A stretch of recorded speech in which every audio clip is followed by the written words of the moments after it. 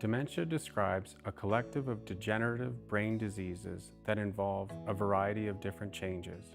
Many of us are familiar with the cognitive changes, the changes in thinking and memory that accompany dementia, but it also is a spectrum of illnesses that involves a variety of other functional losses. Dementia is an illness for which there is no curative treatment. It is progressive. There are no treatments presently that even manage or halt progression of the disease.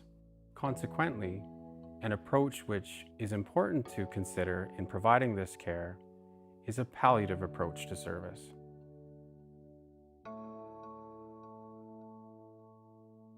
As a progressive illness, dementia involves a variety of different functional losses. From the time of diagnosis through a person's experience with the disease, there are a variety of other changes which occur. A person no longer has control of their functions. And so generally speaking, it's vascular changes and the brain is shrinking.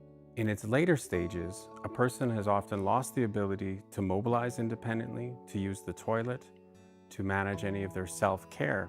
Their movements aren't as coordinated and they may trip over their own feet or lose their balance. What we also see in those latter stages of life are some challenges with communication, and eventually even swallowing. Those changes are important to recognize because each of those losses can increase a person's risk for a variety of different complications. This might include complications such as falls and injury related to falls.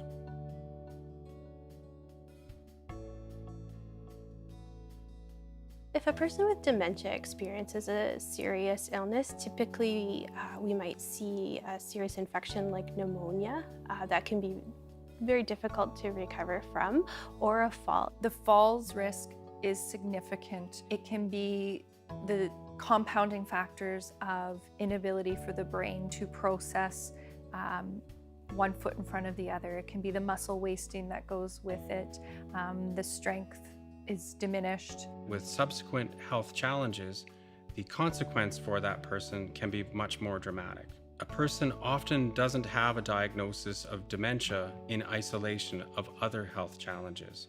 It wouldn't be unusual to have concurrent diseases such as heart disease or lung disease or even kidney disease.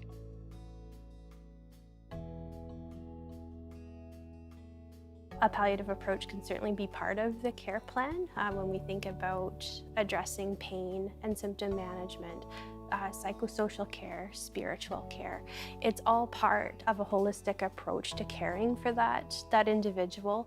Palliative care approach should be used when there's a life-limiting illness or a chronic disease where we know that there is no reversibility for that patient or resident.